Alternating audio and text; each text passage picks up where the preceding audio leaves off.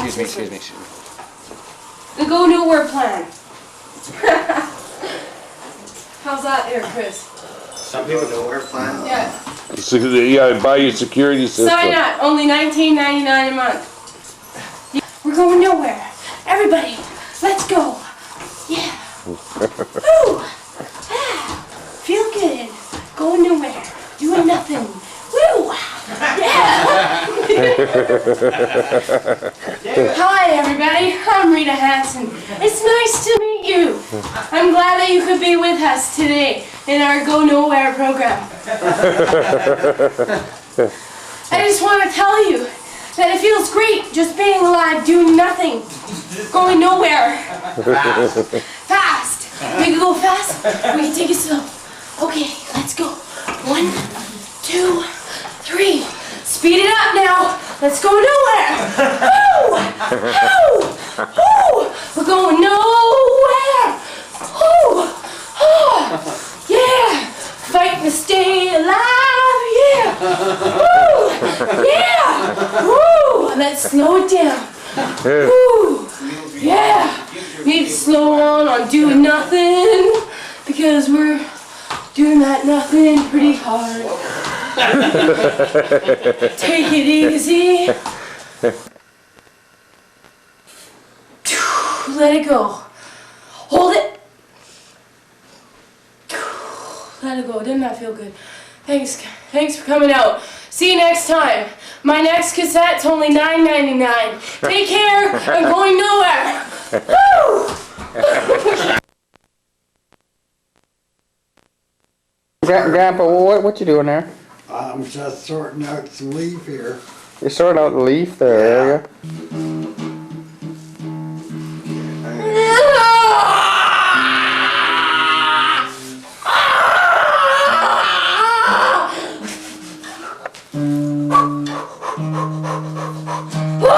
Get him out! Get him out!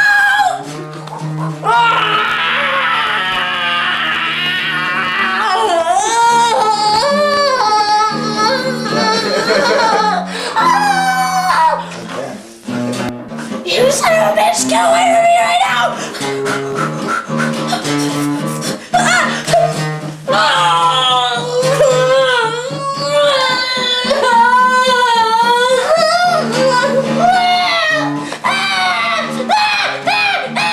Oh, Rita, we'll have the neighbors.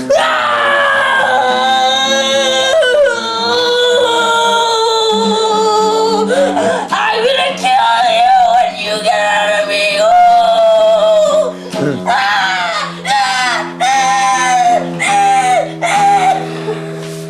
Okay, I don't think it's...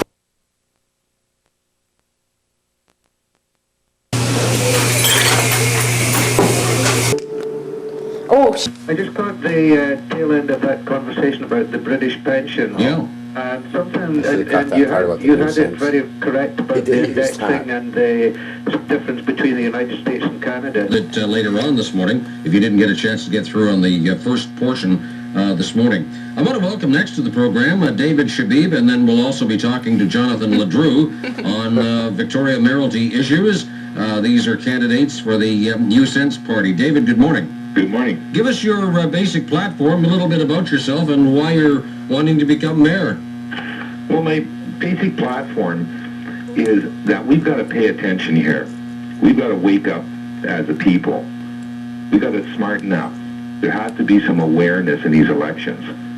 The intent of democracy is to elect the best amongst us to lead. We're electing servants to guide us.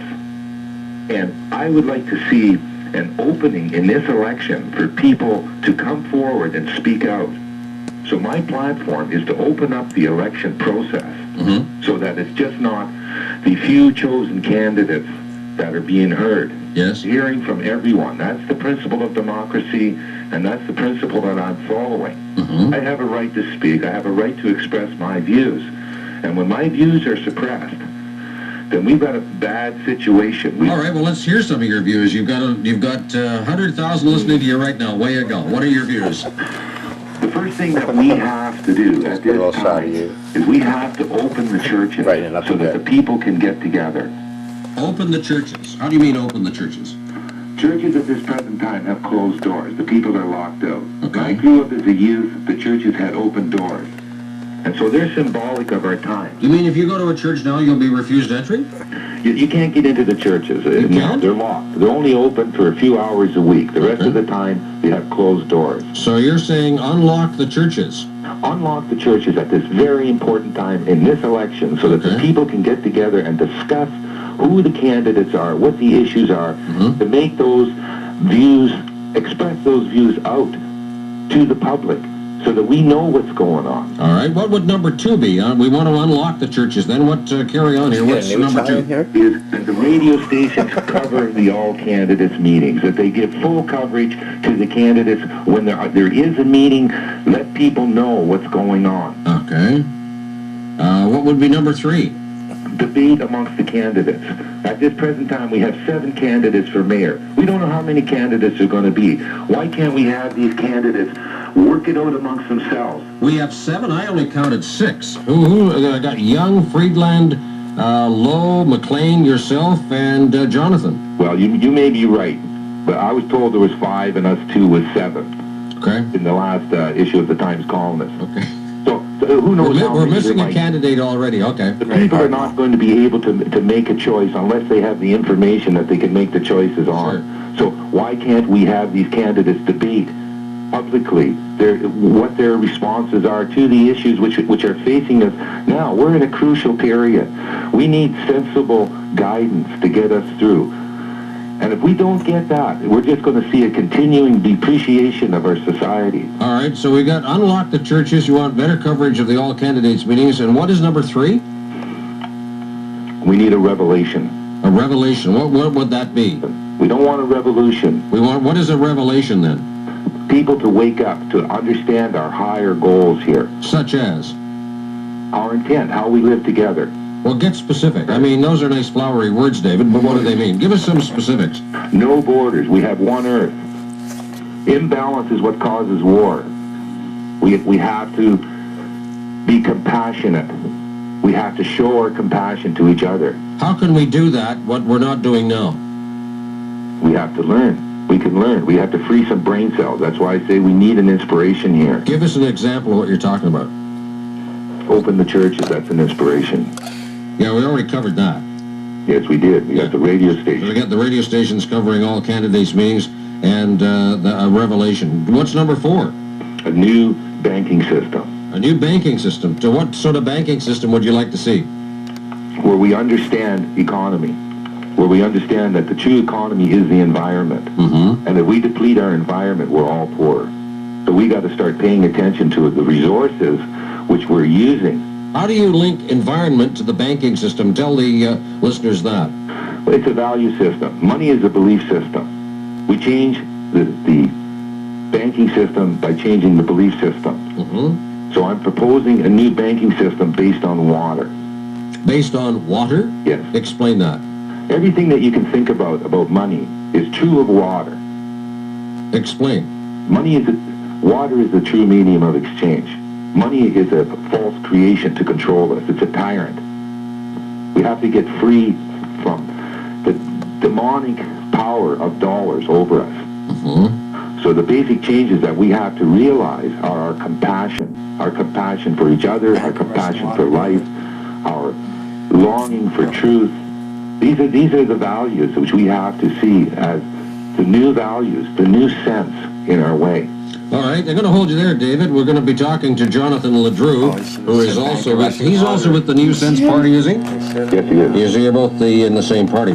All right, we're starting our coverage of civic elections, and if you have questions or comments, you've heard some of the platform from David Shabib. I'm sure he would appreciate calls, whether you agree or disagree or would like to question further. Our lines are open at 386-1161. Where can you go for comprehensive insurance services for your car, your house, your boat? It's not on record? A new way. Oh, no. We all have to become more involved in our political process. Oh, I got the I've other got 2 part. faxes on my machine here. They're both saying the same thing. They think you should be called the Nuisance Party, not the New Sense Party. How do you respond to your critics? No, I'm part of the new way, the new sense. The New Sense, yeah. But the faxes I've got on my machine here while we're talking, Jonathan, are saying that this should be called the Nuisance Party. How do you respond to your critics? What do you believe in the last municipal election and the last provincial elections of this province? We're in a very, it's quite a mess. Like how many leaders of our province have resigned? Okay, and I don't want to point any fingers here. The process is flawed. People have to become more involved. People cannot complain about the government if they do not vote. And even if you do vote, 30 seconds every 4 years is not enough community input. I've dedicated my life to try to make Victoria, Canada, the world a healthier place. Victoria isn't becoming a gentler place. We have to address some very serious issues here. Okay, why should, address this question specifically if you can, Sure. Why should you be elected Mayor of Victoria? Can you get as specific as possible? Okay, as Mayor of Victoria, I will, the most important thing of Victoria is the children, is the youth. Are they being fed properly? Are they being taught properly? Do they know what our natural biodiversity is? But give the audience, Jonathan, rather than asking questions of them, they want to hear from you what you do specifically if elected Mayor of Victoria, in case they want to vote for you. Why should they elect you? Honesty. What I say is, my word is my life. Honesty, honest political aspirations. I will strive for higher ideals in government, and the most important government in Victoria is the local government, the City Hall. So honesty. What else? Honesty, compassion, a healthy future for every living creature on and in Victoria. Victoria, where we don't spray poison over our organic gardens and still try to call them organic.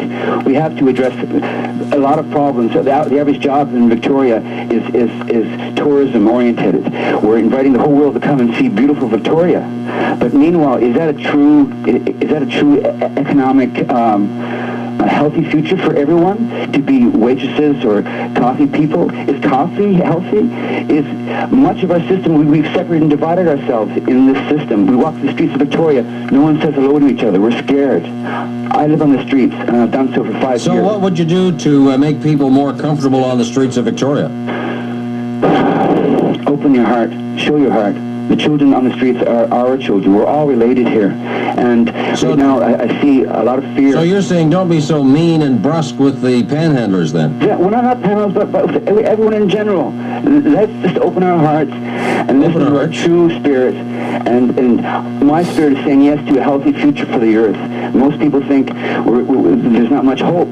Yes. How can we have to have hope.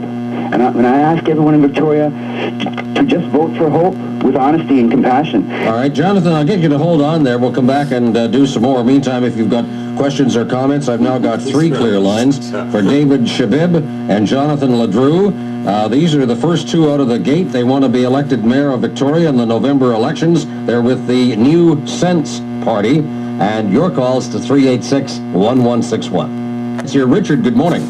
Good morning. Now, the reason I don't think that gentleman will get voted in as a mayor is because he doesn't listen when you ask him a question. What about that? We're back, I think, with David Shabib here. What about Richard's comment, David?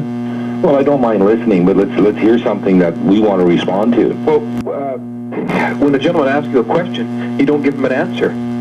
Well, I think he might... Why should you be voted mayor? Yeah, I think he might attribute that to his nervousness with being on the radio and being heard. I'll ask you the question. Why should you be voted mayor? Well, let's look at mayor. Let's look at the whole question of what our government means. Pardon me? Let's look at what our government means. Why should anybody be voted mayor? No. You're not. That's why I'm saying that you won't be voted mayor, because you do not answer the question.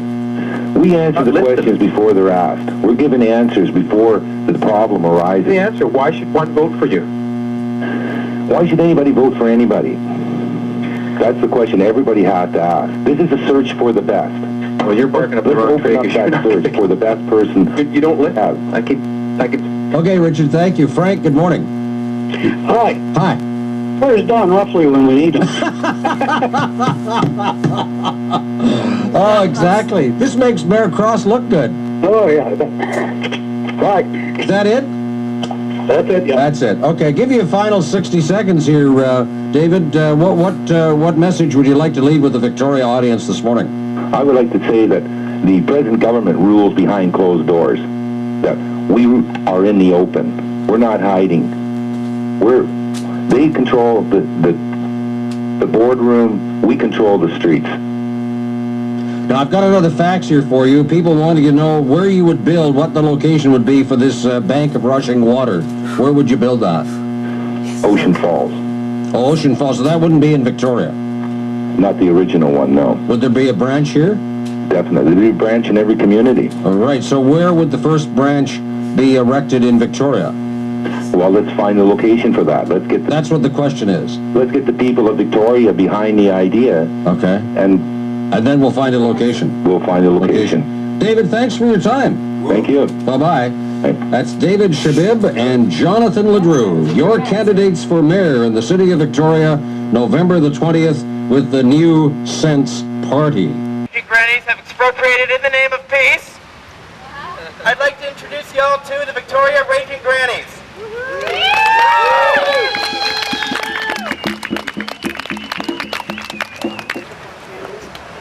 Hello? Do we need this? Yeah, you do. No, maybe you don't. All right.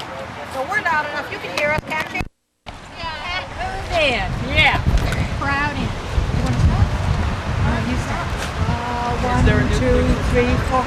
All up and down the world's great oceans, submarines roam, still searching for a nuclear haven, somewhere that's close to home.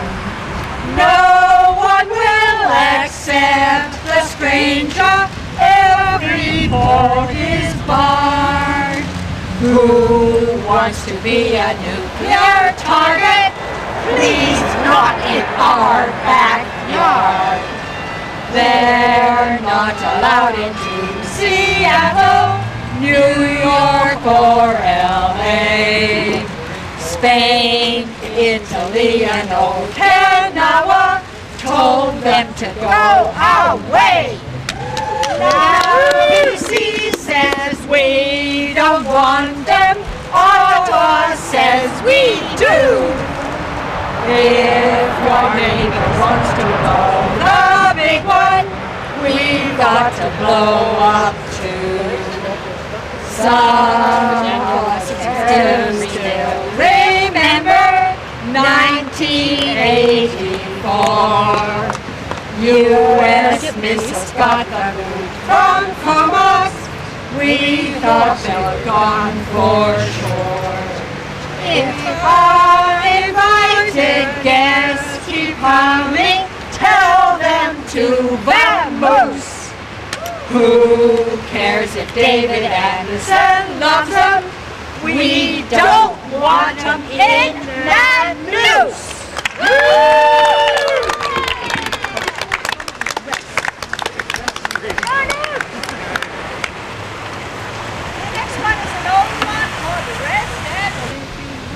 Every week the U.S. nuclear submarines drop by. They're crewed by lovely fellows who would never hurt a fly. But each of them could blow British Columbia sky high, 'cause they're carrying nuclear bombs. They're here for rest and recreation. They're here for rest and recreation. They're here for rest and recreation, but we cannot sleep in peace. It's kind of built to set us up so we can get a date.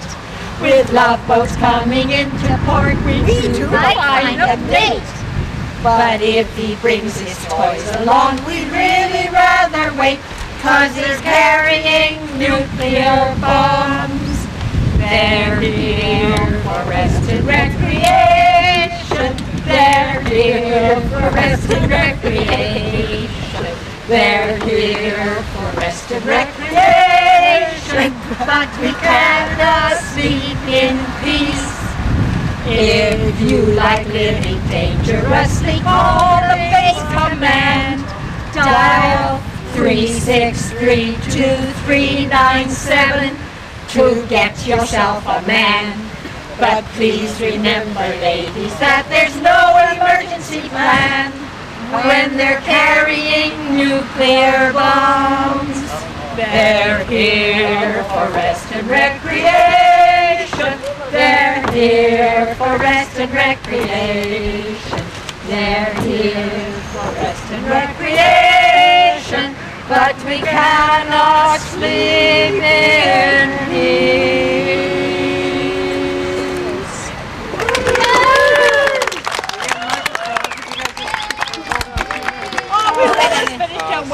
One last song, that's all, and you can all join in. Yes, please join in with this one. Oh, we'll sing it twice so you'll get a chance. It's short. Okay, let's go a little. What shall we do with the bass at Nonoose? What shall we do with the bass at Nonoose? What shall we do with the bass at Nonoose when we close it down? Make it a rest home for Cold War warriors. Make it a rest home for Cold War warriors. Make it a rest home for Cold War warriors when we close it down. You're singing it again, now join in. What shall we do with the bass at Nonoose? What shall we do with the bass at Nonoose? What shall we do with the bass at Nonoose when we close it down?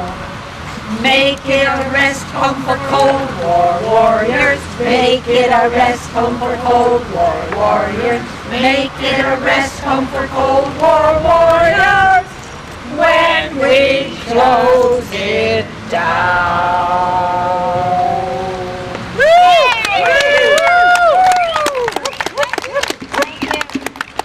Everybody, I'd just like to thank you very much. I wanted to talk a little bit about why I think the provincial government is doing such a wise and finally responsible thing in insisting that there be no nuclear weapons flying up and down the Straits of Georgia and going to the Nonoose base.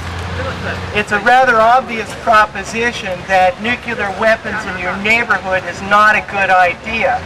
It's almost impossible to find anybody so out of it that they don't agree with that.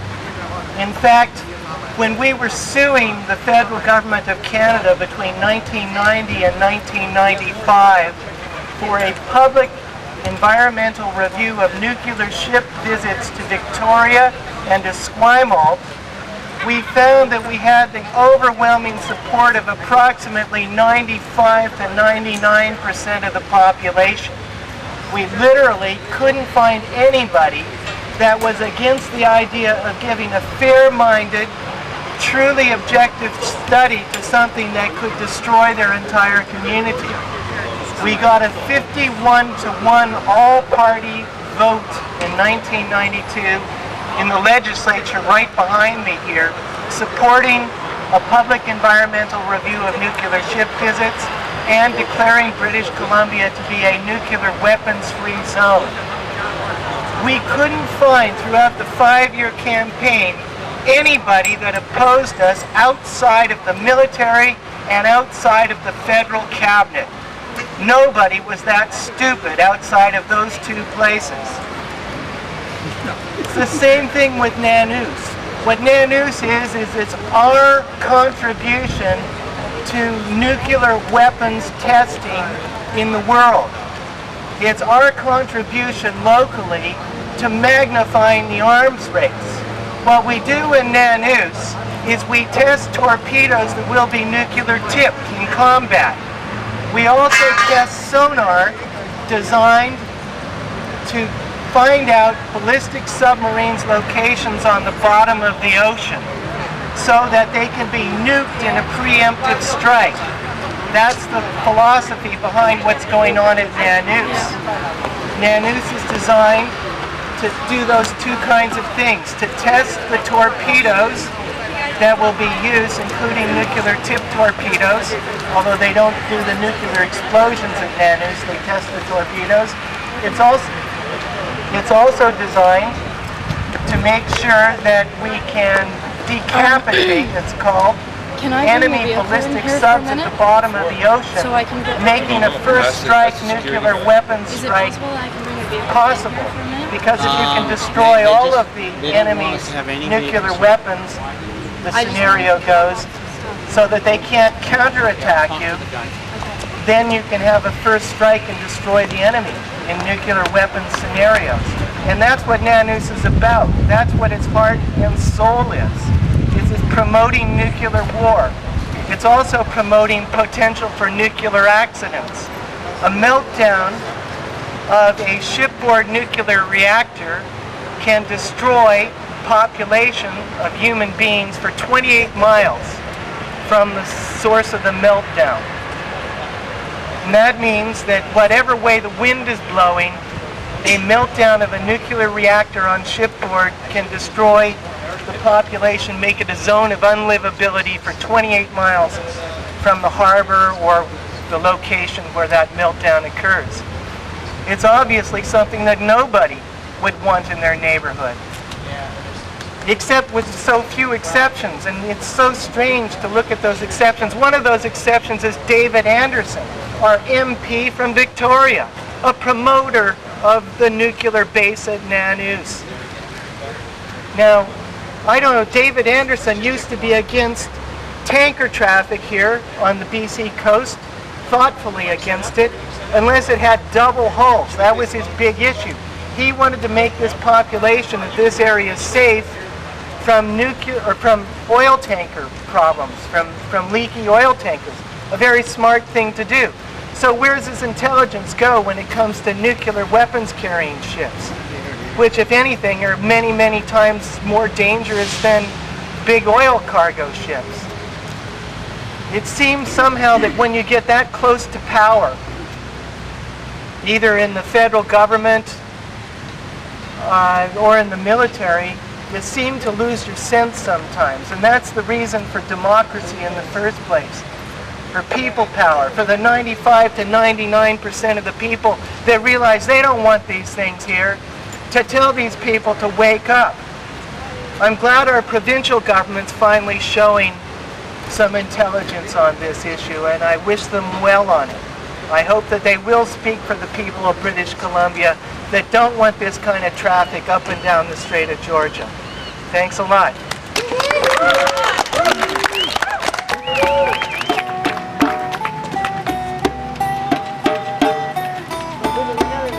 Good afternoon, ladies and gentlemen, children of all ages.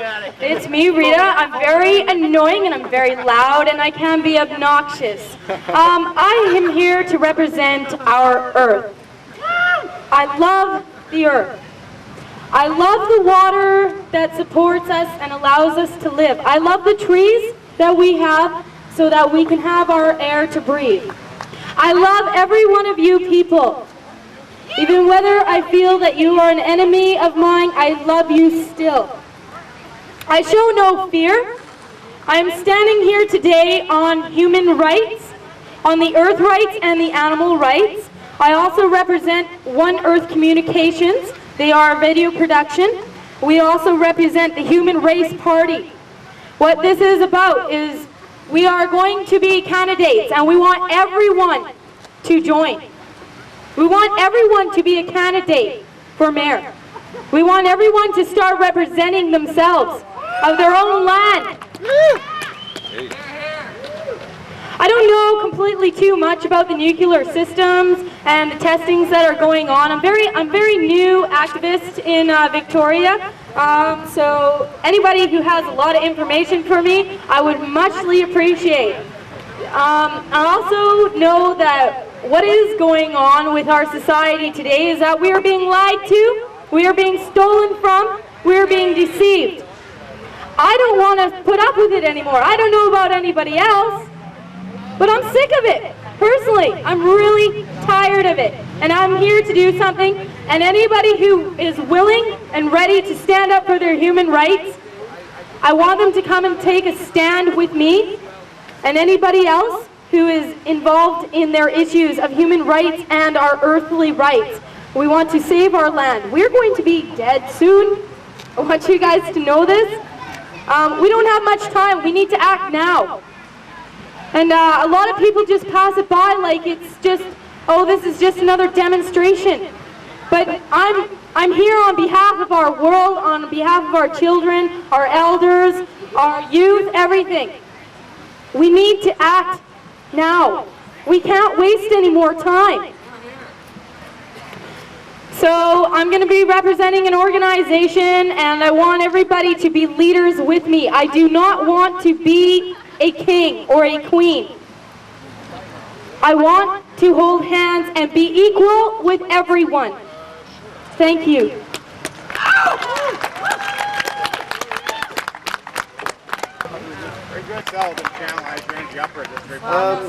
I haven't had time to collect my thoughts on the issue, but I was thinking riding over here about the process of direct action and blockades and what it leads to, and how it leads to the resolution of our problem and the resolution of the issue. And last week about 100 loggers marched in on about 30 activists and beat some of them up, destroyed their cameras, and otherwise scared them out of the Stoltman. And meanwhile, the judge agreed with the loggers and basically said that if the protesters had obeyed the injunction, they wouldn't have gotten beaten up. And this echoes an experience that Steve and Mayor and a few others had up in the Wallabrand last year, where there was a blockade, the second of two blockades, where it led to a lot of loggers coming up and beating up a lot of protesters, at least scaring the hell out of them. Now the problem with blockades and blockade fodder, as the blockaders would be known, is that it leads to it's a predictable occasion that the state can move in and deal with, and they have mechanisms for dealing with that. And so there's some problems with doing blockades. And the other thing, the other problem is it burns people out, and it creates post-traumatic stress syndrome that can turn people away from activism, which is a problem. So we have to come up with a better way of dealing with these things other than blockades. Either that, or getting a lot more people into the blockades, so that such incidences as 100 loggers coming and beating protesters up, or the army coming and blockading Nonoose protesters isn't a feasible option. And so so at a certain scale, it works, or it could work, but below a certain scale, you have to be a lot more crafty with what's happening. Otherwise, just get beat up and discouraged. So, of course, I wouldn't advocate any sort of illegal direct action, but if such people were so foolish as to do that, then it'd be best to be really stealth about it, and also to do so in a manner that avoids injury to other people and damages the environment. But that's sort of the conclusion I have, that if you haven't got a mass movement happening, then you got to somehow affect them economically. And if you do have the population behind you, then you can get away with having like lots of protesters going and blockading, because you have strength in numbers. But it's the law of the Tao that the more one opposes something, the stronger it gets. And so one has to be really careful about not making the opposition stronger in what you're doing. So that's about all I have to say today. Thanks. Now, I believe we have Caroline Knight ready to play. She's a well-planned effort at real civil disobedience. We're actually encouraging people to think very seriously about getting themselves arrested at Nonoose in the next few days or weeks. We'll see what happens. In the meantime, I saw an article that appeared in Tuesday. In candor and to be realistic, not to be foolish about it, I don't really anticipate that judge granting us an injunction to stop the expropriation, but miracles do happen from time to time. And so let's pray for a miracle on Tuesday. Let's hope that judge does the right thing and shuts this expropriation down and effectively shuts the continuation of nuclear ship visits down into that port. We want to shut down all nuclear ship visits in Canada, not just on the West Coast, not just on Vancouver Island, but in the whole of our beautiful country. And we're starting with Nonoose. Chief is on our side and basically would not allow the continuation of nuclear ship visits. I'm a former business owner, twice over. My children have attended public school. I've definitely paid taxes. I do have opinions about this, and one of my opinions is as a daughter and as a mother, and as well a person who typically would not be involved in this kind of issue. It's very easy to sit and not express those opinions. However, this is on behalf of my children and their kids that I'm here. What really bothers me about this issue is that there's no cleanup plan should there be an accident. And that's a distressing thought.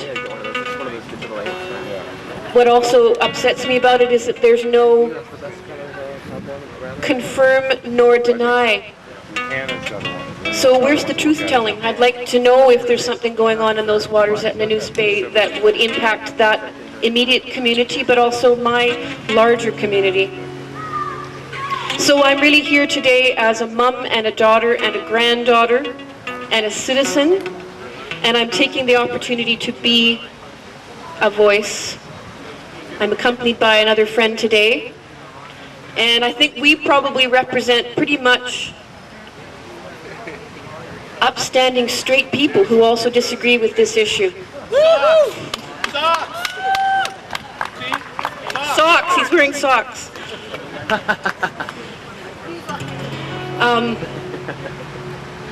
I am a songwriter, and that's another hat that I wear, and so I've got some songs for you today.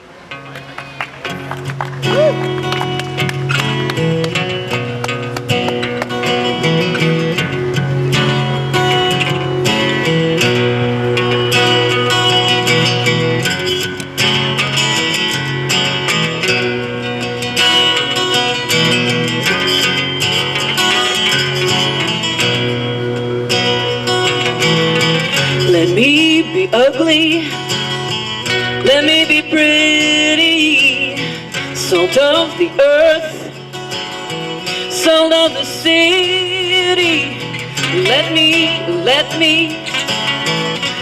be pretty, salt of the earth, sweets of the city. Let me love. Oh, let me love.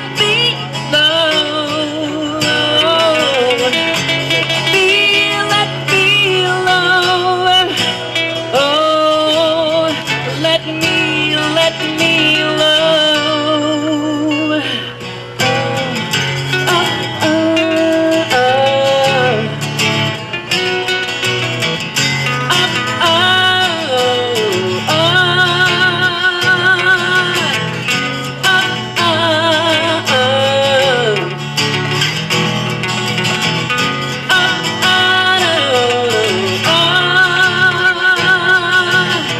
I was a king, I wasn't able to sit at your critical table. I thought I'd sworn to end this fable, protecting your pathetic labels. Let me love. Oh, let me love. Oh, let me love.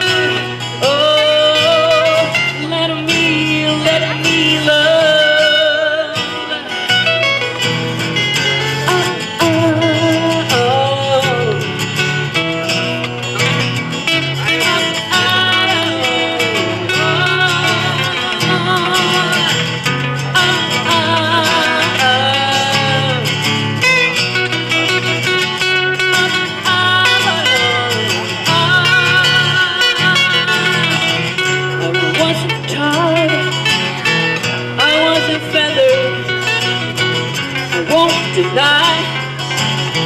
I feel the weather. Is it? Or is it weather? I have this feeling when we're together.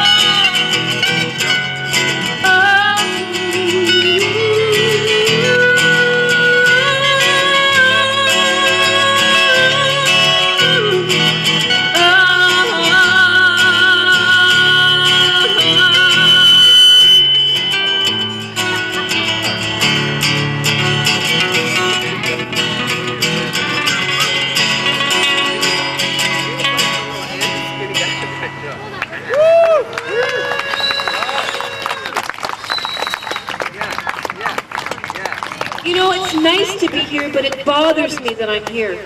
It bothers me that we're still talking about something that I thought, erroneously, was an issue that we didn't have to talk about anymore. And that's my short-sightedness and my involvement with my own affairs and concerns, but here we are talking about nuclear testing and nuclear armaments and war armaments and goods again, and I thought we were done with this.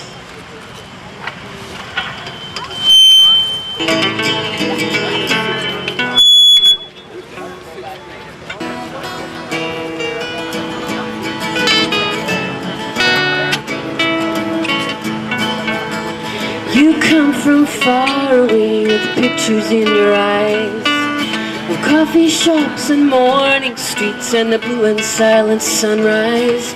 But night is the cathedral where we recognize the sun. I think it also is a question of the BC government's role in this. The BC government should have cancelled the seabed agreement years ago. They had the opportunity of cancelling it. There's a clause in it saying if there's environmental destruction that they could have cancelled it. And I think to a certain extent this discussion between the federal and provincial government has taken us away from the main issue, and that is the absolute closing of the base. And this is something that the federal government could have done years ago because of the 1996 International Court of Justice decision saying that nuclear arms were contrary to international law. At that moment, the federal government could have canceled the agreement, and the BC government could have canceled it years ago because of environmental damage. So what I'm concerned about is that there's been a failure by both governments in acting to cancel the seabed agreement and the agreement. And it seemed to, for the agreement, the lease again, the BC government didn't argue the nuclear issue again. They issued the amount compared with what they were offered previously, which was $125, and seemed to drop the ball. Well, I don't think that they're there has been the real commitment on the part of the BC government. If there was real commitment to address this issue, they would have cancelled the agreement long ago. And the amount wouldn't have mattered. And they would never, and that wouldn't have mattered. And they would never have used it as a bargaining tool for the salmon dispute. It was an issue that warranted consideration and I don't know, what do I want to say? It was an issue that warranted consideration in its own right. It wasn't just a bargaining tool for the salmon issue. And I think I know that internationally, and I'm going to be going to a conference on Monday actually in Mexico, where there are going to be Green parties meeting from all around the world, and that's an issue that I'm going to raise along with many other issues, the continued circulation of armed nuclear-powered vessels and of the military bases in different parts, U.S. military bases in different parts of the world. What do you feel about the situation now? It seems like it's over and done and they're expropriating the land. How do you feel about that? Well, it just shows again that the federal government is ignoring all public process. There was supposedly a legitimate process set up. There were 2,200 objections to the expropriation, and it's ignored. And I think it's one more demonstration that there's very little respect for the public process here. And this is what we've been up against all along with this issue. We've tried. We know that there's an environmental assessment review that should have been in place years ago, and the government just issued an ordinance council and bypassed it. It seems as though the government, no matter what citizens say, can bypass their own laws. And if the government wants citizens to respect the law, they have to demonstrate that they're willing to abide by their own laws and by international law. And it was a very clear statement coming from the International Court of Justice that nuclear weapons, the threat or the use of nuclear weapons, is contrary to international humanitarian law. And that has been completely ignored by the federal government. And in my submission to this commission that was looking into the expropriation, I stated that, on the one hand, Axworthy was saying in the Times Colonist that we have an obligation to keep the base open. Well, I would argue that we have an obligation to close it. We have an obligation to the citizens of Canada and to the international community to close this base and convert it. Generally, I think that we're finding that there are fewer and fewer processes that are taken seriously in this country. We have an example is the overhead spring, where we successfully went before an environmental appeal board, and there was a decision in our favor, and the government issued an order in council to bypass it. This is another case where the government has issued unilateral action. Maybe you're a fine individual. Yeah, I don't know. I mean, I think there's incredible concern about this, but maybe people feel that rallies are not. You get 2,200 people going to the trouble of writing briefs. Right. That is a strong statement. I think that has to be communicated, that there are 2,200 people who have gone to the trouble of writing briefs. These people also represent many other people because they're in organizations, they're different organizations. For example, I submitted one, and there are many people in the Green Party that are behind it, but because there's, they wouldn't sweep you under these days. They would have 10 years ago. But these days they'll listen to you because nothing else is making sense. I mean, we've known that for years, but the rest of the world's starting to get the grip that none of this shit's making sense. Now it's our turn. Yeah. We got a right to say. Not only is it our turn, we're in the firing position. Our generation. Yeah. Is holding the keys. We weren't called the revolution generation for nothing, and we're not finished. So I got the little project. Are you busy for? When you look at, there's really a lot of stuff out in the media happening. A lot about what you're speaking about, David. Other people are speaking. There's really a lot of stuff out in the media happening. A lot about what you're speaking. Really a lot of stuff out in the media happening. A lot about what you're speaking about, David. Other people are speaking. I read something about that, but USA. I think it's not just planes flying over. Oh no, it's systematic. Systematic. Oh, we know this one. Systematic what? I mean, with all stuff happening in his state, and the phone lines lit up, and people from all over the state and Canada phoned in and said, yeah, it happened to us 2 months ago, or it happened to us 3 years ago, or whatever. Or this. And they're spraying this stuff out. Right now, essentially. I noticed it yesterday. Well, I've been out the last 2 days out in really quiet places. The vehicle of democracy. So today, September the 15th, and we just parked the bus in front of City Hall, and if all goes according to no plan, it's going to be there for 2 months. This is the vehicle for democracy. We're going to stand up and speak out in this election. Wednesday, September 15th, 1999. What's going on here?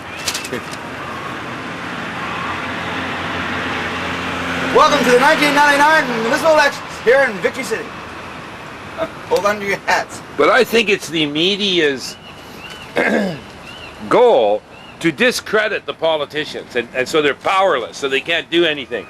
So the dollar has the only say. And if we think we got a bunch of jokes for leaders, who's going to listen to them?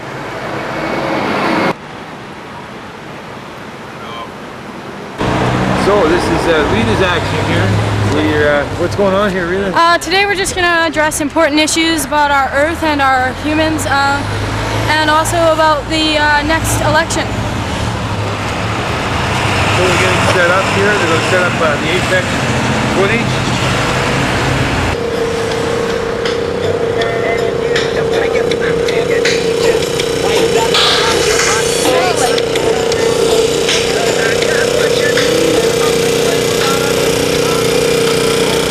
Well, this is it again. This is Rita's own action here. I brought the bus back after receiving 1 ticket, and she's got no fear. And we're here at the City Hall, and we'll see what happens now.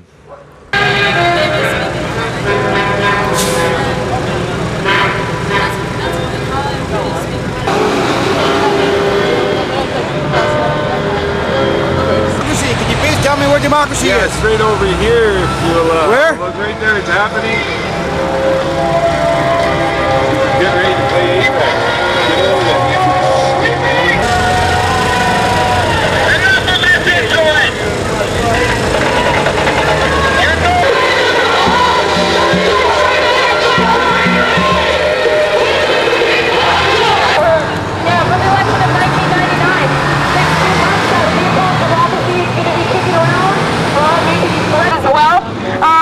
That I'm going to be kicking around here for the next 2 months, 18 weeks, or sorry, 8 weeks to 2 months, yeah, somewhere around there. I'm going to be around, so are they, and I hope you are too.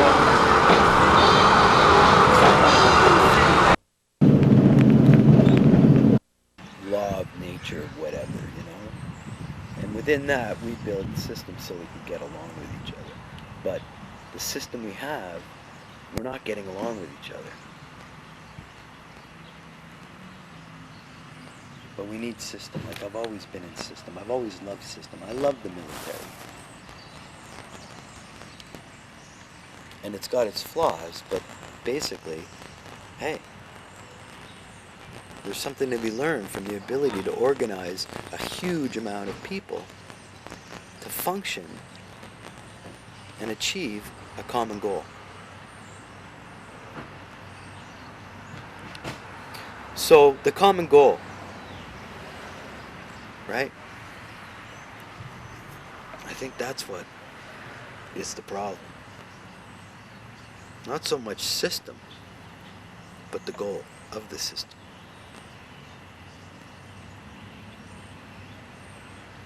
I really liked being in the armed forces. For the first time in my life when I was in the armed forces, I got rid of so much. You know, here's this little egotistical upper middle class kid, or middle class kid from the West Island of Montreal.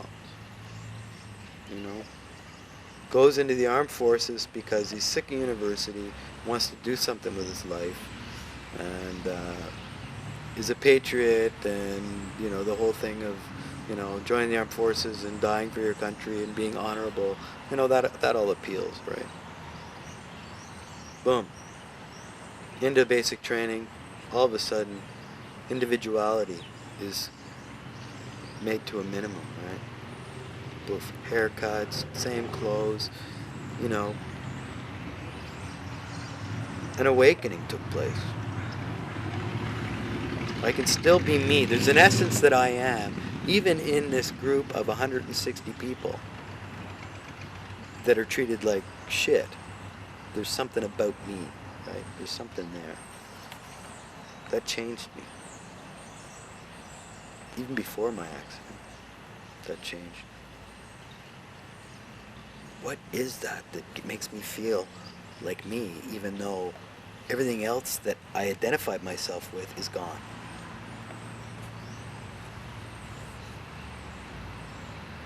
That I want to know.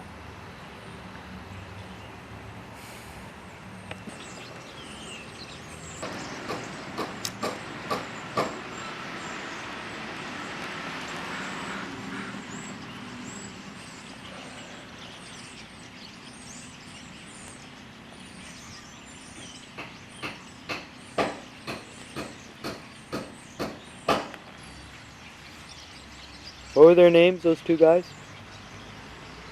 Sam Yeah. and his other guy, his brother, the counselor. They both heard me. Oh fuck, was I ever on time with that meeting?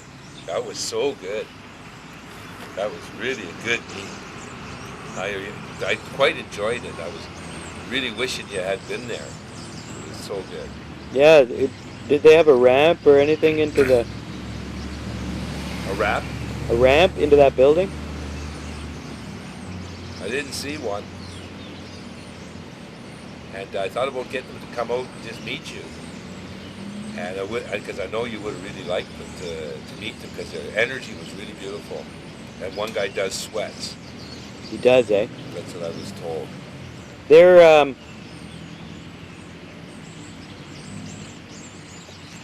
waiting. They're watching.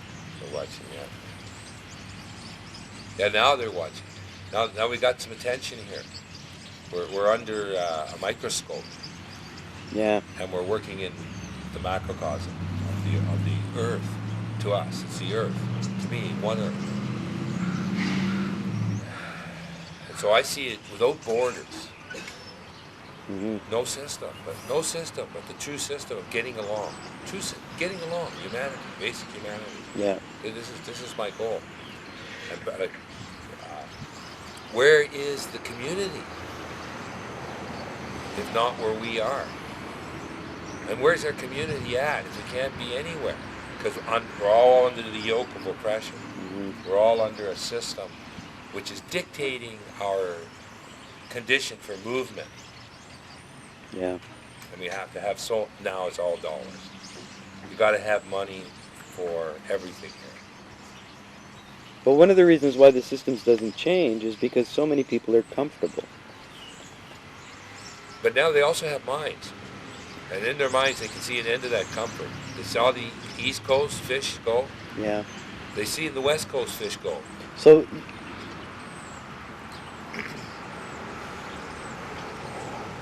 it's still a case of getting that discomfort expressed.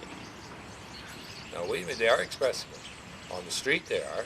You talk to them on the street, they're speaking out. Yeah. I'll go with you. We'll do this. We'll go in front of City Hall. Okay. And the people will speak out to you. And you'll realize that what's in one mind now is in all minds. We're all conditioned by all the knowledge of all the computers throughout the world. We're linked. We are one consciousness. Planet. True eyes that see. We're all one humanity. We breathe the same air, we drink the same streams, we have mothers, we have children, we love them the same. Everywhere, we're all the same, we're one humanity. We've been divided by a system in mind only. That's why the battle is being fought in the mind. But then no mind might speak out one day, and you might understand another way was possible than what they did, and is. It could change. How are we going to do it? How are we going to make a change here? That's what I'm here for. And I just want to be of good service, and I'm putting my life on the line. And I'm saying, okay, fucking crazy path. Okay, it's crazy that I'm here in this position that I'm in. Yeah. You were saying about you don't want to do it alone. Why, you know, those 3 strong boys that are working for the system, why can't they come and work for you? Well, because working like you and I have hooked up, right? You and I have hooked up. Big time. What can I do? You're doing it. Oh boy, we can do a lot. We got What can a we do? lot going What for can us. we do? Okay, right now, what can we do? Yeah, what can we do? So we all have our own knowledge, self-knowledge. Right? We have self-knowledge. And the only distinguishing feature about us is we hold our goods in common. Right? Yeah. Okay? And for world hunger, we feed the children first. That's all. That's all you do, right? You feed the children, you teach the children to feed the elders, and that's a system. Yeah. That's a system. And how do we deal with like I don't know, like stuff, like thing that amazes me, like world hunger. Even in our own city, we have people like I was gonna meet a guy today who busks on the street at 10, and I don't know, I was a little bit late, maybe. You know, he's a busker, and I ran into him the other day, and he said, well, he was all bummed out and everything. He says, I'm just gonna, he's been busking here for 3 years. He wants, you know, he loves what he does, and he said, I'm just gonna go and hopefully I can get enough money so I can eat today. You know, and okay, put it in my own personal place, right? I spend $20 a day sometimes on food. Eating at Green Cuisine and Maharaj. Because I am taken care of by the system. That creates a conflict in my mind. I'm sure there's lots of other people out there that experience similar things of that. Which, you know what I'm trying to say? So we're looking. So like we want to solve the food problem, and yet people go out and spend hundreds of dollars on food just for fun. That's a conditioning. That's a condition. It's an inherent right for them to do so because they work hard all day. So what we need, to me, is like we need a greater nurturing in the system. Maybe the people that are in this system now are seeing the disintegration which is taking place within that system. Everybody, if you have a brain, you're aware of what the news is. And we have a system which is in serious trouble. And temporarily it's looking after the people that are here. They're able to handle the food lines. But that ability is fast being extinguished. They're losing grips with that system. It can't last. Even here in our own city. Right now, people are buying bottled water. The condition of their water. Well, I refuse to drink tap water. It cost me $30 some odd a month to get water. So your comfort zone is now threatened when you look at it with your open mind. When you see it for what it is, it's a destructive system. It has to change. But how's it going to change if we can't make that change between us? And how can we make that change between us? So I look at you, and I see it total. If you could see what I see and I could see what you see, we'd be looking at the same thing. And then we could get together on it and say, what are we really here for? What's the change that we want to see happen instead of the way it is? How can we make a true change here?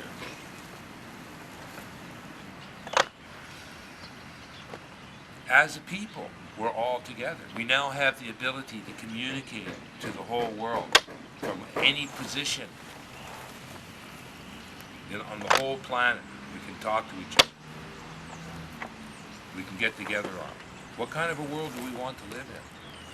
How do we want to keep the people fed? We can't destroy the natural environment to the point where we can no longer live on it and call that intelligent behavior. We have intelligence, we have common sense, and what we're doing is not making sense. The people are in confused states about what's going on, and it's their conditioning, it's the mind. So we take the bus and we park it down at the park, take advantage of the fact that there's an election happening, and simply talk about issues. We have fun. We go around like today. Yeah, Well, which we was have fun. fun. I'm having a great time right Good. Well, that's good. This is it. now. Yeah. And we're just, the bus is there, I'm here, if we could get motivated, I mean, maybe we'll even walk downtown. Yeah. I mean, I don't have to do anything today. I'm a free man. Well, as soon as I deal with that OT, I'd love to go and do something. Yeah, well. I want to do something. Oh boy. I want to feel like I'm doing something, but I want to feel like I'm doing something that's, I don't know, the type of change that I want to make. I studied singing for 15 years. Oh yeah. All right? Here goes another cigarette. Boy, this is horrible. In the art of singing, because you're using an instrument that you can't see, how's that taste? Okay. This cigarette? Yeah. Tastes good. Yeah. It's a condition I'm in right now. Yeah. I gotta quit it. But I don't know why I'm even doing it in some ways. I'm trying. The technique of the art of singing is developed by a subtle thought using metaphors. Because you can't physically go in there and really manipulate something.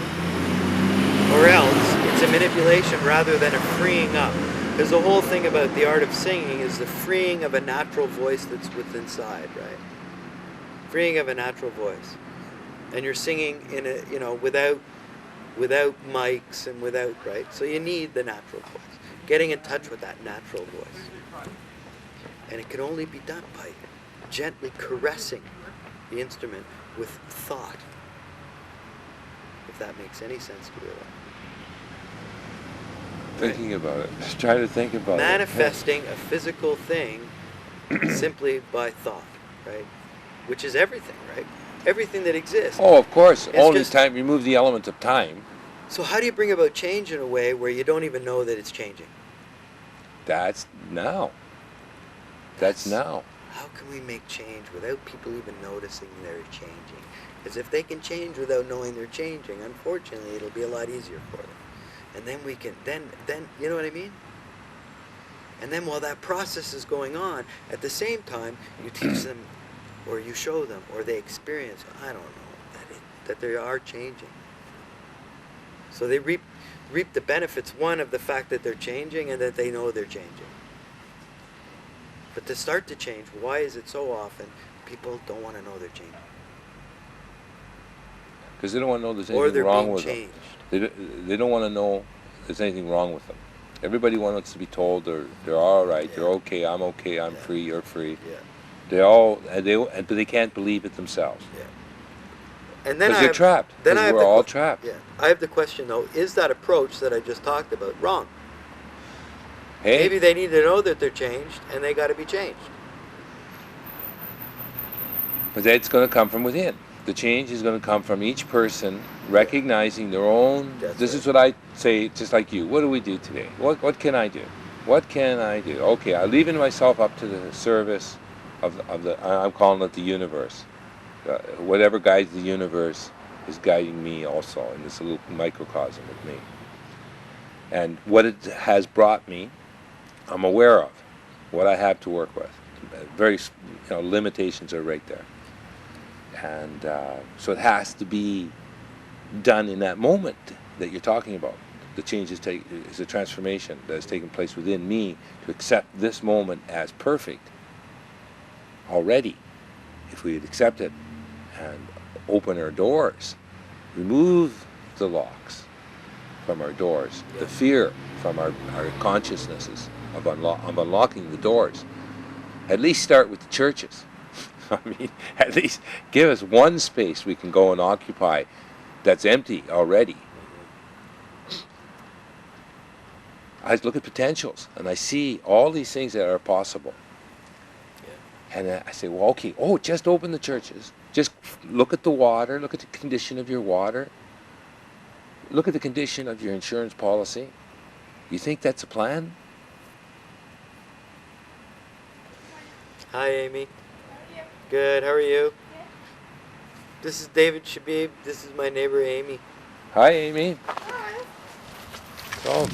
How are you? Just look at this. Look at the bad habits I got. I'm good. Oh, look, I'll show you. Stay there. I have. My girlfriend has one of those. Hi. Like this. Hi. Thanks. Whoa, what a neighbor. I want that footage, Dave. I want that footage. You want to see this? Yeah, I want to see it. Yes, you can't have this on camera though. Okay. Okay. Camera's off right now. I fixed 4 bananas and I tomato on the trot.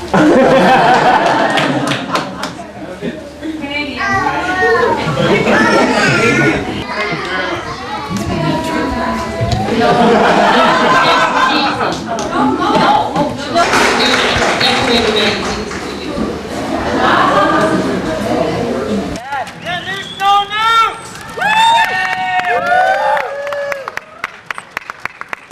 Are we gonna get no nukes at Nonoose? Yeah! When? Now! ASAP.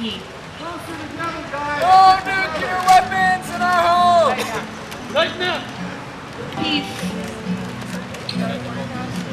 Hoping our kids have a nice clean place to live.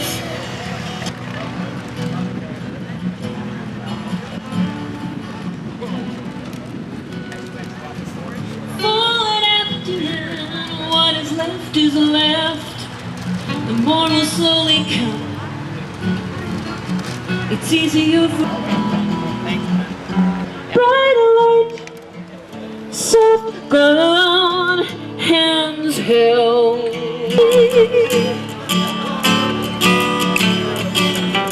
God's light, soft ground, hands held. No sound, no sound, no sound. And cheapest of all things is that little scrap of hope, a miracle of proof. All is not forsooth, I can stand the godly, the sacred and profane, while I await God's gold green light. I await God's gold green light. I await God's gold green light.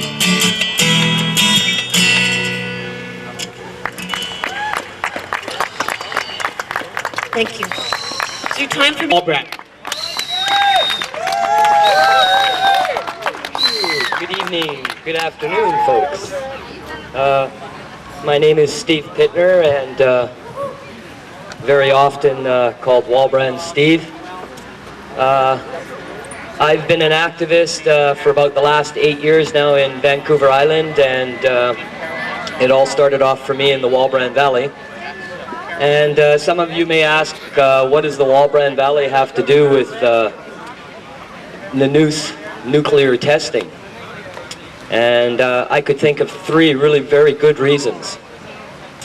The first of those three reasons is the fact that, like the Walbrand, the Nonoose area is part of a treaty negotiation that's current and ongoing, and that even the attempt of either federal or provincial governments to consider compromising these treaty negotiations is an act of bad faith, not only to those First Nations interests, but to their children and their grandchildren, as well as mine and yours.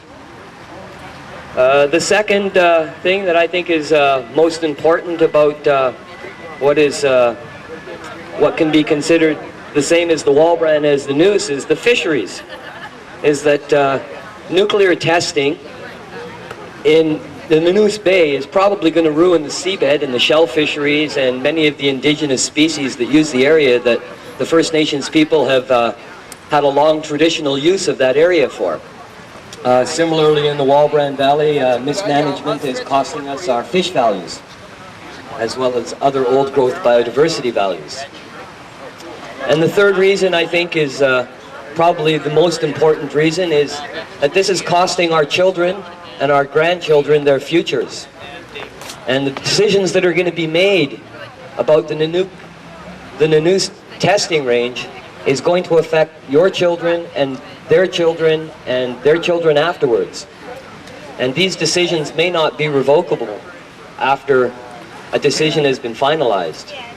So I think those are three really important reasons why both the Walbrand and the Noose are going to be important to you and your children and sustainability on Vancouver Island.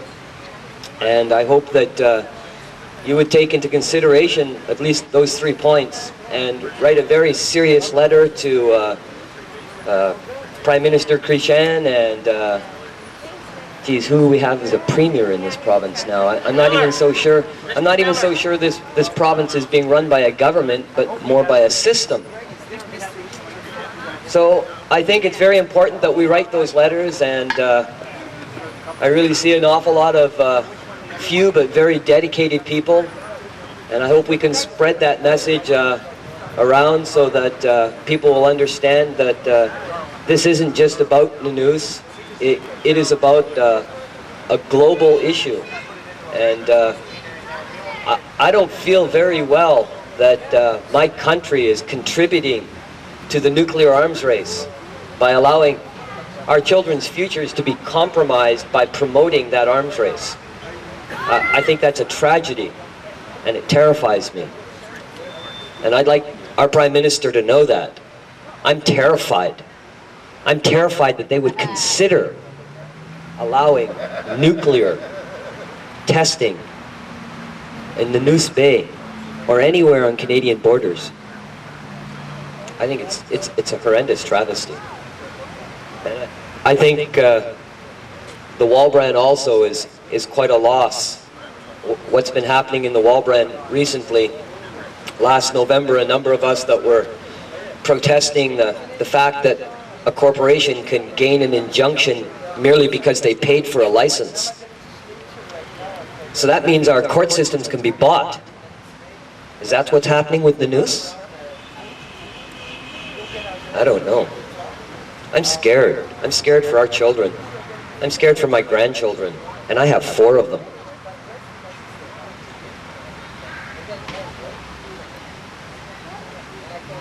I'd like to thank the organizers of this event, the No Nukes Nonoose group, and everybody that's come out here today to raise awareness about this issue. And I think I'm going to continue my activism as long as I live in trying to fight for a better world for our children. Thank you very much.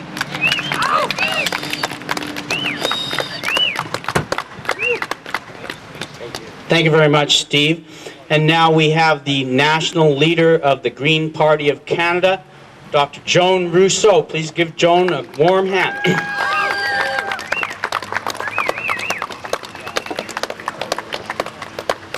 2,200 citizens and organizations wrote briefs opposing the expropriation. The government has ignored them.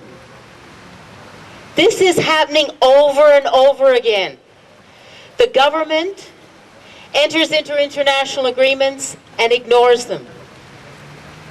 Lloyd Axworthy recently assured the U.S. Secretary of State, Madeleine Albright, that Canada has reaffirmed its commitments and international obligations as related to Nonoose Bay. I would argue that if Canada is going to fulfill its international obligations and commitments, Nonoose Bay must be closed and there must be conversion.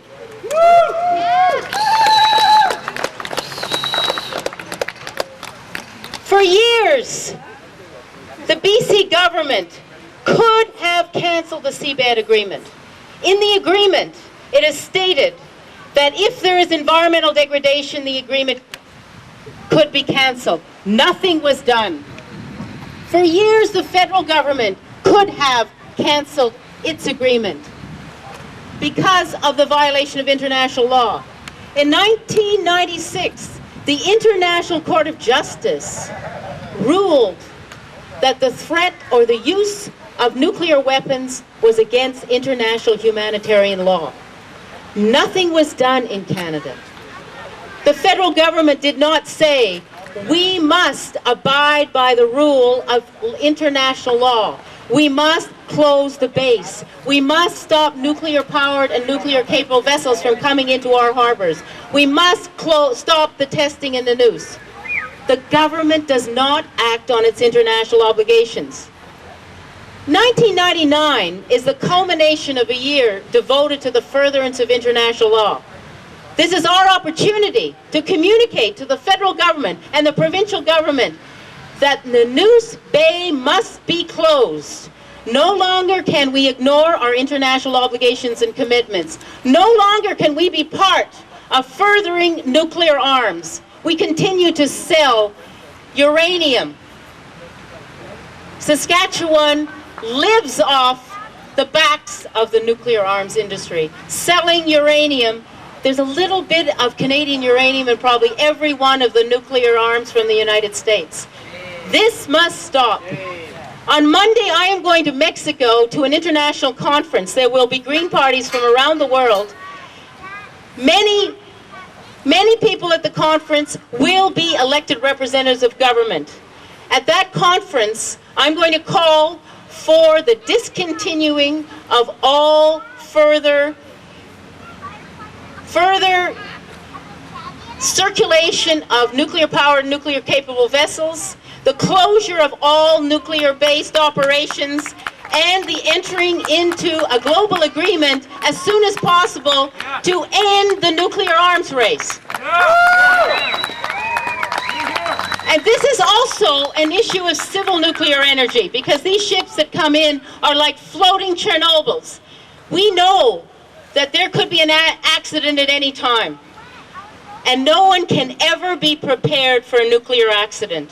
The only preparation is prevention, and we must ensure that there is prevention so we never have to deal with the repercussions and consequences of nuclear harm.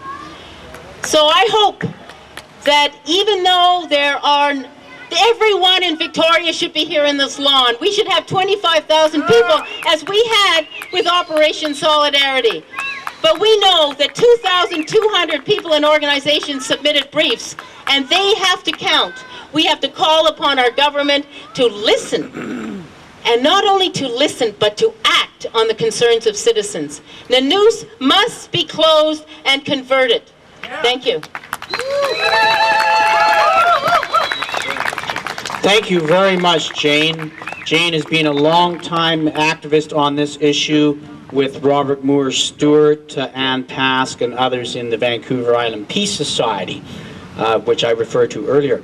Now we have Carol Ann Sokoloff ready to entertain us with some beautiful music. Please welcome warmly Carol Ann Sokoloff. No nuclear powered submarines in our waters. We're closing the door. No more nuclear weapons. No more nuclear war. No more nuclear power. No more nuclear war. No more weapons. No more war. No more weapons. No more war. more weapons, no more war. No more weapons, no more war. Keep your warships away from our islands. Keep your weapons away from our shores. We don't want your nuclear-powered submarines in our waters. We're closing the door.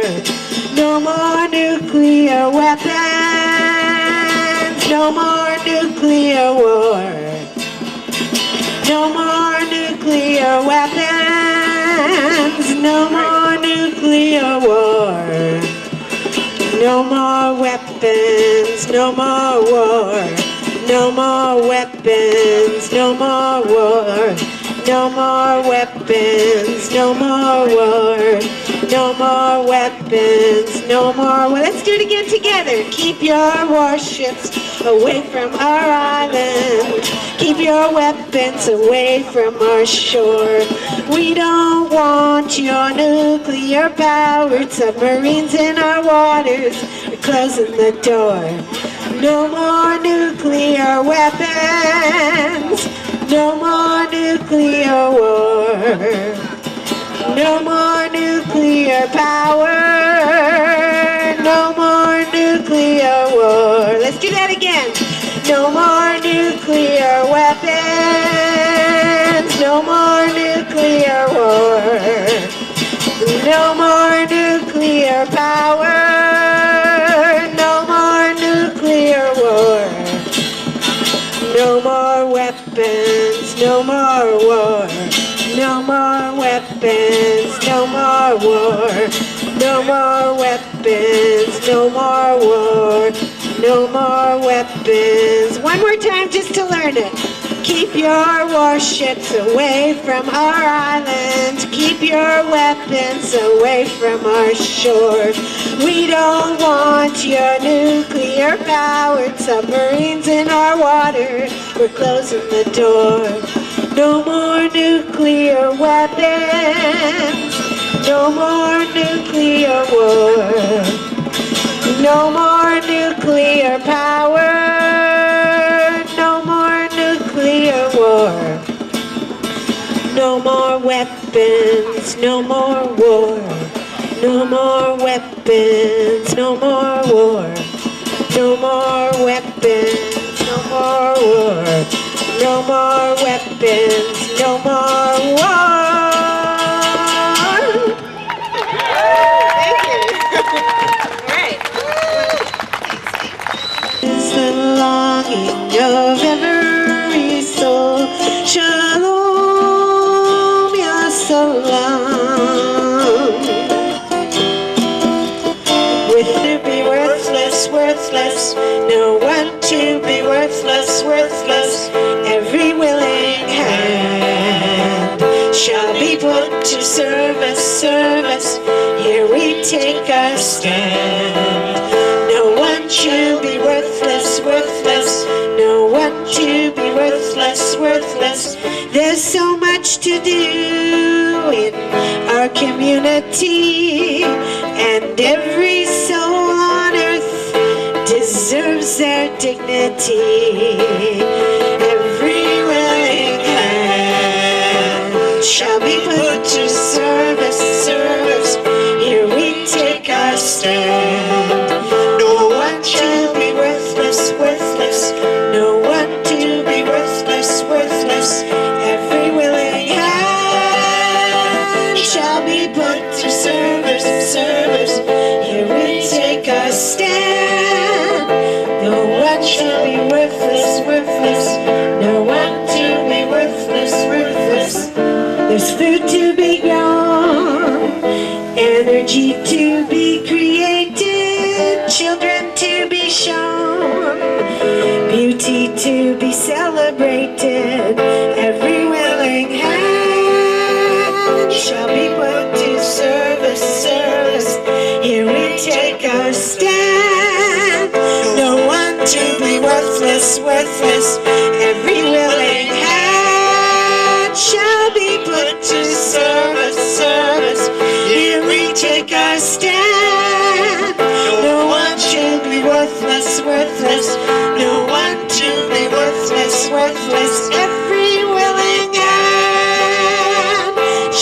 put to service, service. Here we take our stand. No one to be worthless, worthless. No one to be worthless, worthless. No one to be worthless, worthless. No one to be worthless.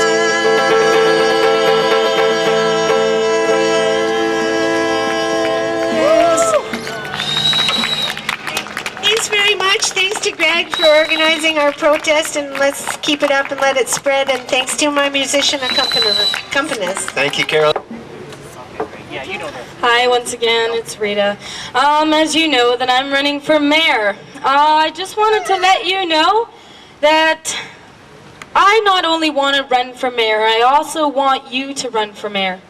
I want to have a system of an open forum as a system of government. I want every individual to have their rightful opinion and their own devotion to our earth and our land and ourselves. I want us all to be equal. I want us all to come together and take a stand with one another as we are equal. And any one of those who do not choose to do anything about themselves or their life and their surroundings, then rightfully they do not have a say, and they obviously do not care. We need all the support we can get in every single day of our lives. We need to come together. We have to stop separating ourselves. There is no more time. Time is almost up. Our hope is almost gone. Our love is shattering in our hearts. We're becoming empty and lost completely. As our earth is going down in destruction and pain and anger.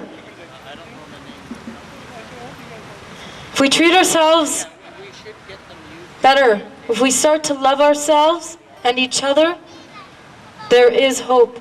This is the mercy of love. This is the understanding of truth and honesty. We want honesty for a better life, for our children's futures, and our planet's resources, our animals, our air, our water, our fire, and our earth. We must sacrifice ourselves now, because we are taking responsibility on the actions we have made. And there is a serious price to pay if we do not. So join us now, before it's too late.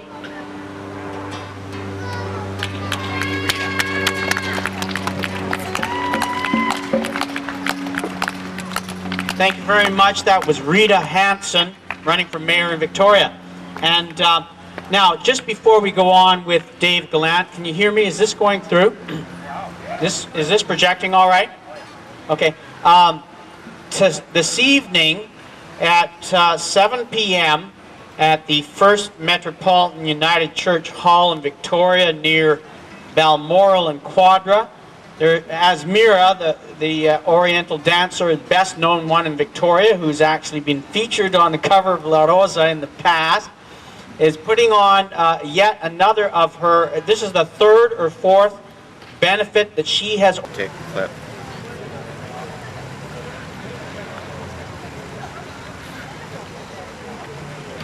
Don't want my little girl thinking sex is a dirty word. Don't want her living up to all the crap she's heard. Don't want to raise her to be the victim of a man. Want her to be the best person that she can. Why don't we talk about love? Why don't we talk about joy? When we're filling up the heads of our little girls and boys.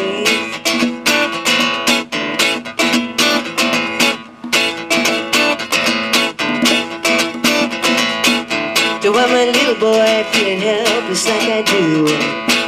Teach them that their actions have consequences too. Let them know they're a part of a living world, treated with respect and there ain't nothing to regret.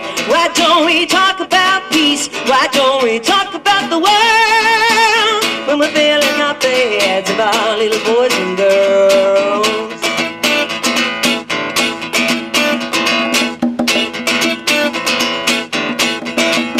Cause we got lots of culture, yeah, we got lots of religion too. We all got big desires, but we got one world, one world, one world, one world.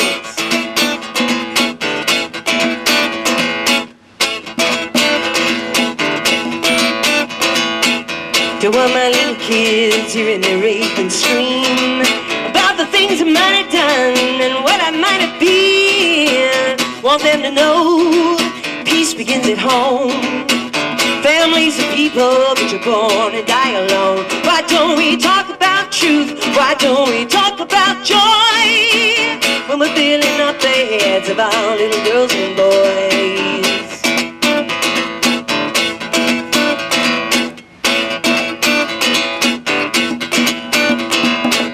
To all my kids thinking material things are where it's at, gotta let them know that there's more to life than that. Want them to dream and see the rainbows in the sky. Want them to feel that it's great to be alive. Why don't we talk about love? Why don't we talk about joy when we're filling up the heads of our little girls and boys? Why don't we talk about peace? Why don't we talk about the world when we're filling up the heads of our little boys and girls?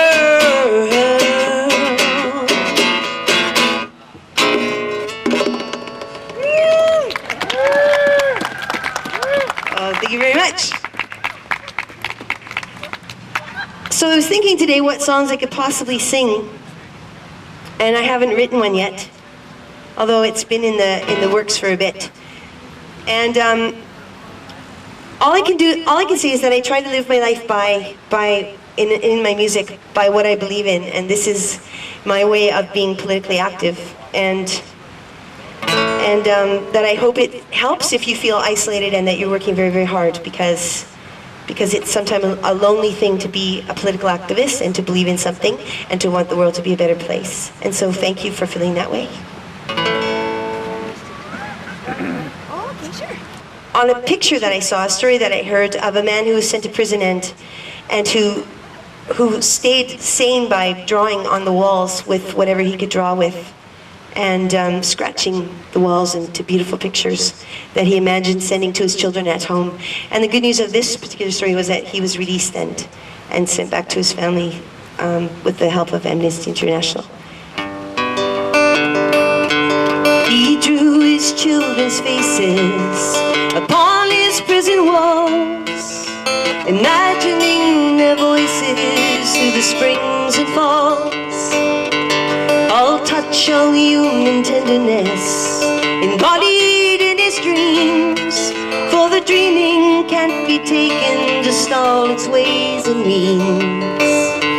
She loves her man and family as we do love our own. Under cover of the night they're taken from her home. They terrorize her children, her husband disappears, still no rest after years and years. Prisoners of conscience, you rot away in their jails, and you show us by your suffering how humanity can fail. Oh, prisoners of conscience, your lives are stolen away, and we work to bring your amnesty someday. Oh, the faces of politicians fill up the TV screen, and you can tell when you listen they're never what they seem. Their faces us by the looking glass, our vanity restored, the atrocities of life go on ignored. Some say it's most unfortunate, but it's their plight, not mine. And greed is thusly justified, humanity is undermined. Oh, it's really quite the illusion, costs $1 billion a year. So the voices of the victims we don't have to hear. Prisoners of conscience, you rot away in their jails. You show us by your suffering where humanity has failed. Oh, prisoners of conscience, your lives are stole away, and we sing to bring your amnesty someday. Yeah, we work to bring your amnesty someday.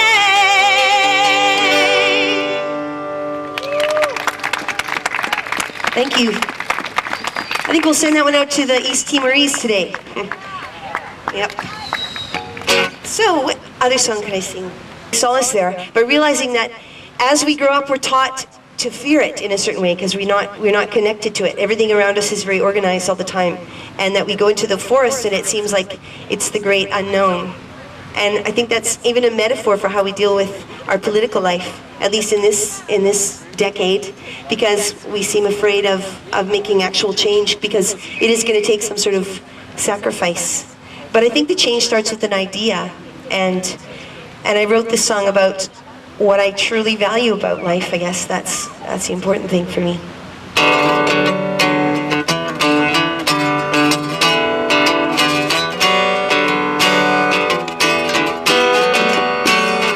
In this world without reason, we have come to live. In this world without reason, and what kind of answers can we hope to give? In this world without reason, 100,000 years still hope lags on the heels of man.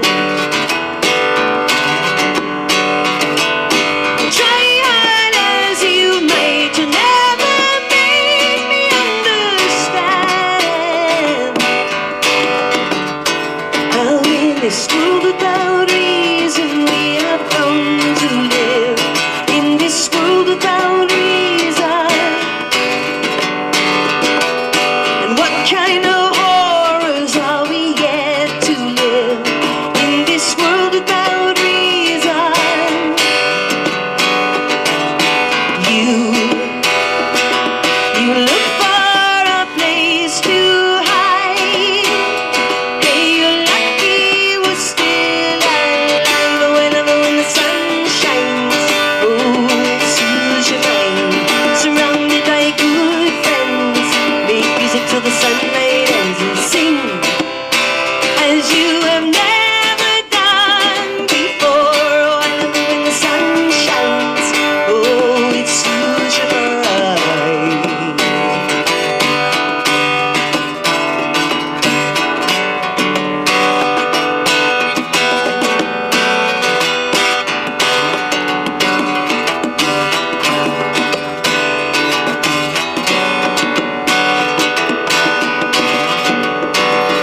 Oh, 100 billion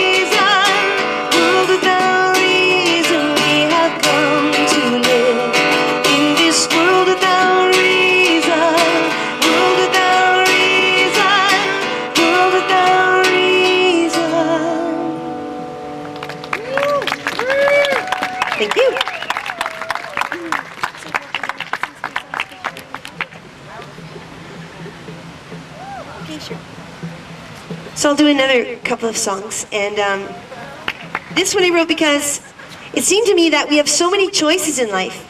And this is really my theory about why it's so hard to get people active, is that life is so hard just to survive, regardless of buying into all the dreams that we're supposed to have, that people are quite exhausted. They're exhausted. They're exhausted by being inundated with all the stuff that we're inundated by, and we have no place to put it. And I really believe that, because I was questioning myself, what is it? Why am I so fundamentally exhausted?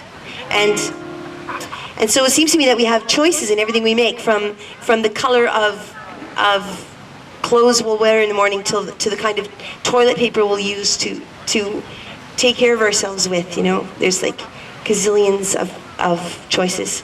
And it seems like all the major choices, the ones like that this gathering today is trying to address, escape us because they're part of the very, very, very big picture. And there has to be a way of turning that around. And all I can do for myself is try to keep that in mind, always the big picture in mind, that I'm a citizen of the world, and that so are we all, and that we have to look after each other.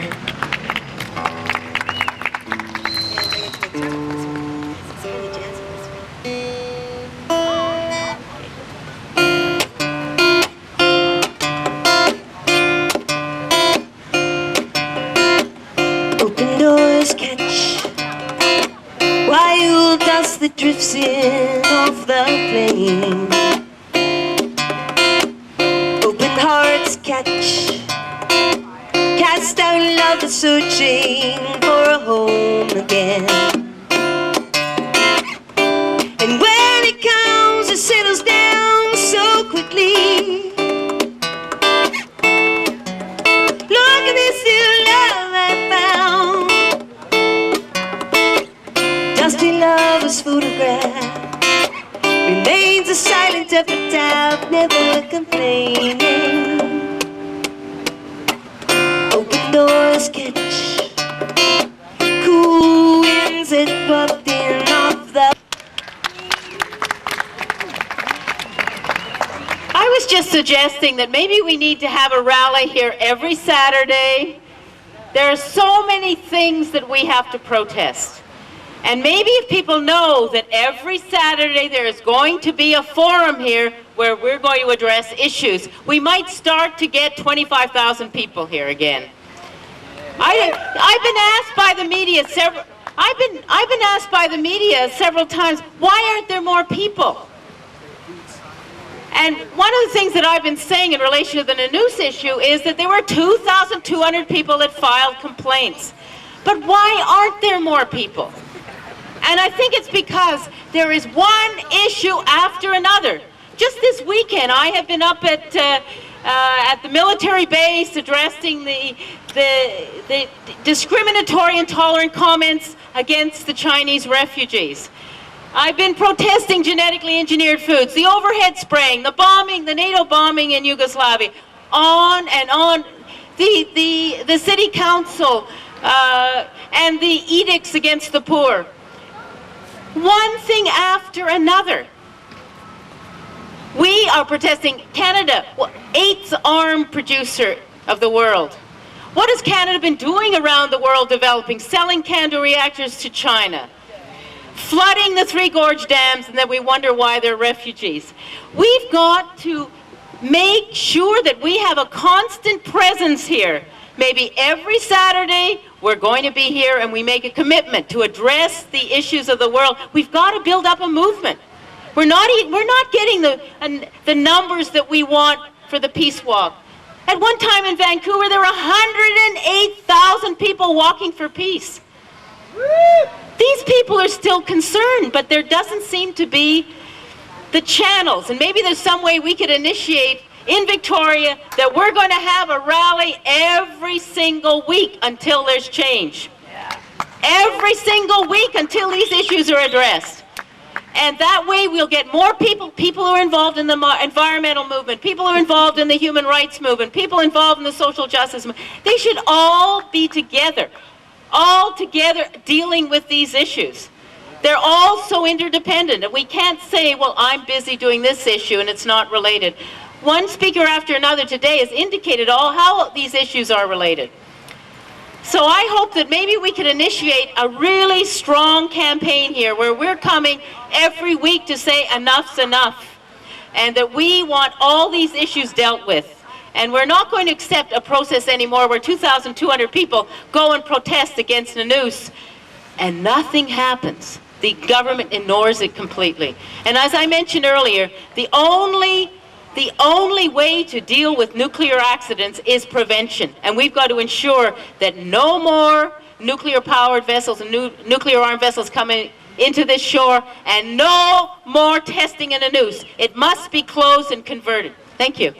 Of course, this is a prime local election issue, and I think Rita really has been the only aspiring politician here this afternoon who's made reference to the relevance of this issue to the upcoming local elections. I made some efforts prior to this event happening here this afternoon to invite mayoral candidates. The other ones, the so-called serious ones, Mr. Friedland, Mr. Young, Mr. McLean. Mr. Young phoned back and excused himself. Mr. McLean said he might drop by and see what we're up to. I'm still waiting for him to show up and see what we're up to here.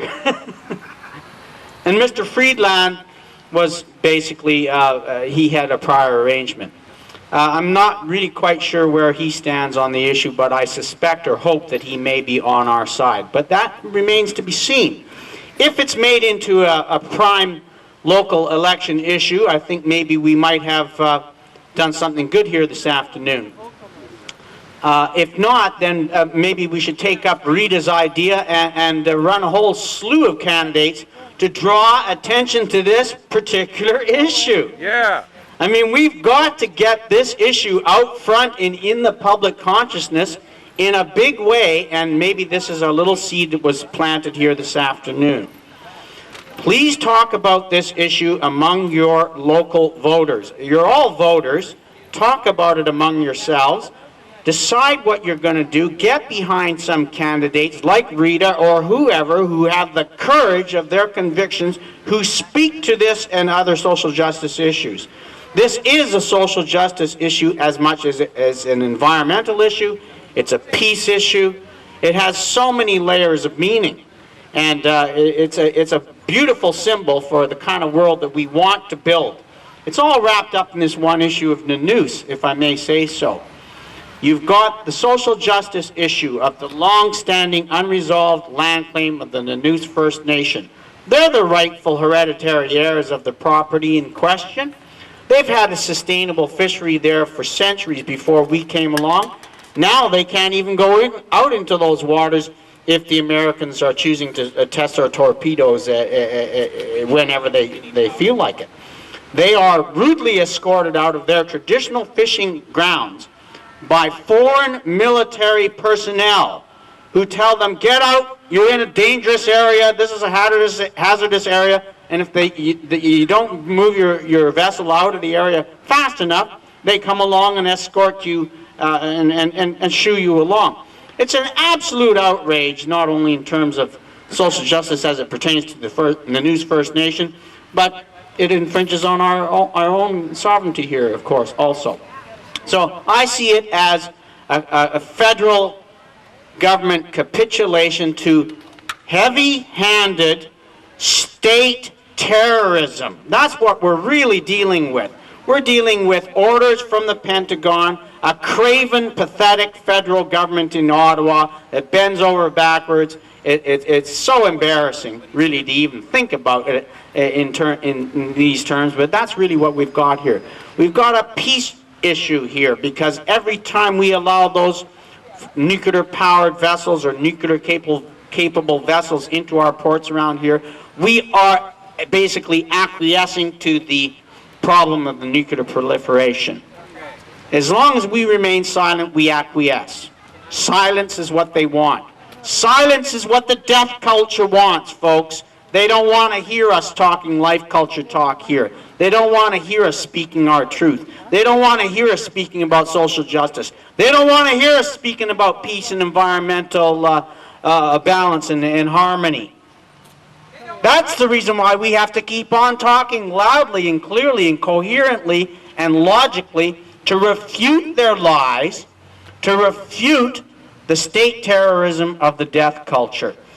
Please welcome now Darren Nast and company, Andrew Moore, Jake Scott, I believe, and Jake Grant and Caledonia Robertson. They're from the Two Bean Cafe Friday Night Jam that I referred to. You've got to check it out. It's a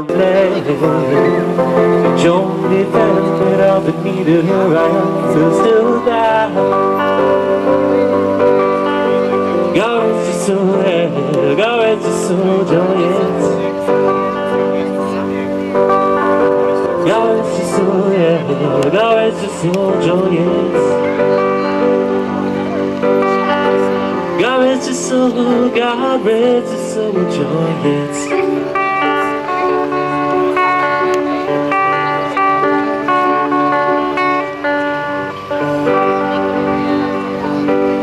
She grew the best veggies around, yeah, with vision out inside. Man, when she tough and strong, her eyes were like children's.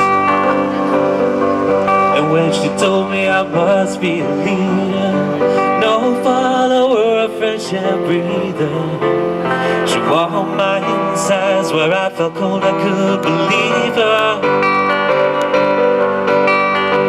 God rest his soul, yeah, God rest his soul, John Yates.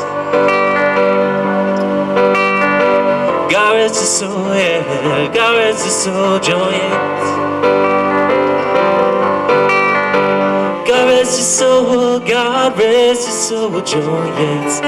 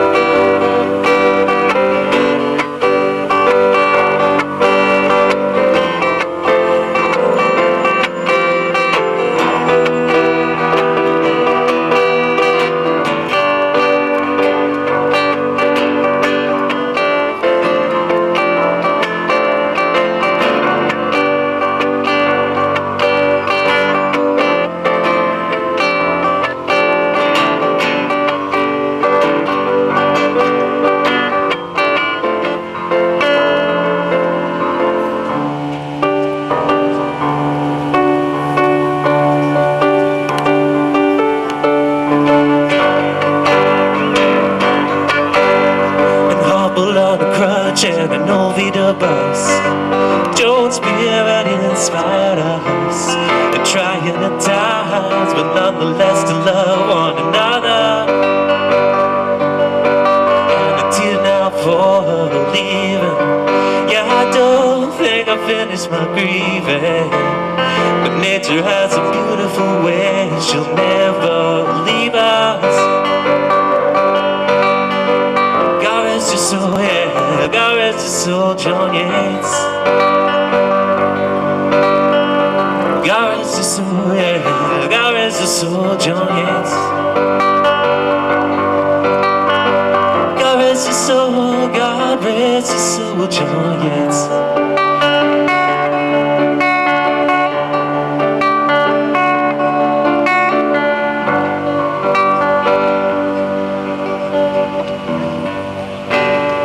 No way. You know, listen to us.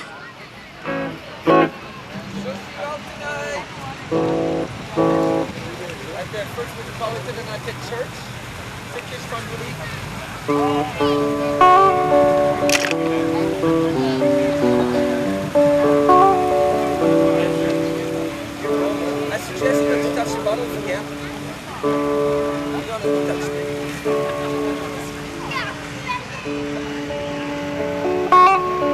Thank you.